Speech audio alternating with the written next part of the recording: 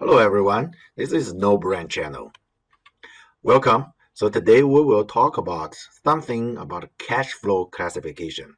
So in other words, when we borrow some money from bank, for example, as a company, we get this money, but how can we show that in cash flow? What type of cash flow it belongs to? It's investment, financing, or operations. If you know the principal part, but how about interest part? So this is one of the most common questions you will see it in CPA exam. Let's talk about it, and I will give you some little tips. Use that, you will never make a mistake again. Basically, what I want you to think is instead of think about those activities related to investing, or it's related to financing, or it's operations. Some places or some book just tell you if they're not investing, not financing, then it's operating. That's not really helpful. And because later you will see some activities definitely related to, for example, investing, but you put into operating. Okay, what I want you to think about it is this. We will have balance sheet and income statement first. Then, based on those information, we'll develop the cash flow.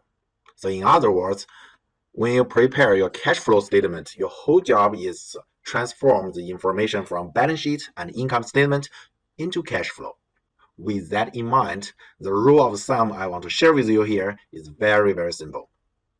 If income statement items, whatever shown in the income statement, you put into operating activities.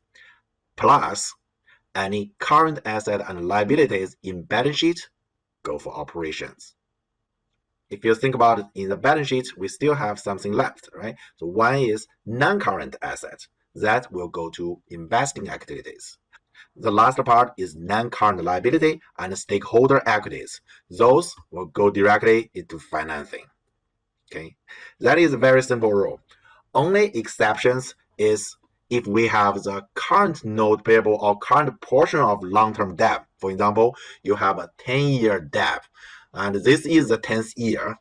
Based on the accounting rules, we should reclassify this non-current liability into current liabilities. But cash flow statement will put those part into the financing part.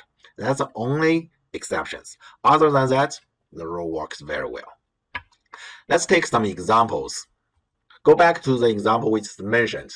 If we borrow some money from bank, we borrow $10 million. That's a lot of money. So those $10 million is the borrowed principals.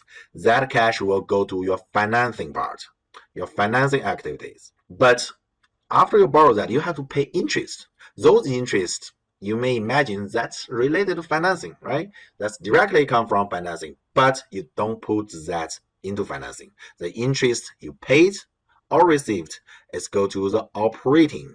You may consider another example, right? You lend money to some people, then you receive interest. That's directly related to investing, but because it's shown in income statement, we put into operations. So the rule become much more simpler. Instead of struggling, is this really investing related or financing related? Let's take another example. Dividends you paid.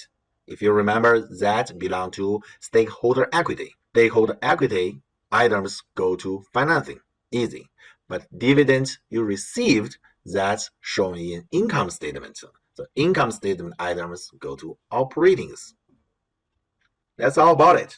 There are several other examples you can take a look, and when you do some exercise, you can keep those in mind. Hopefully, these little videos will help you when you prepare CPA exam. Good luck.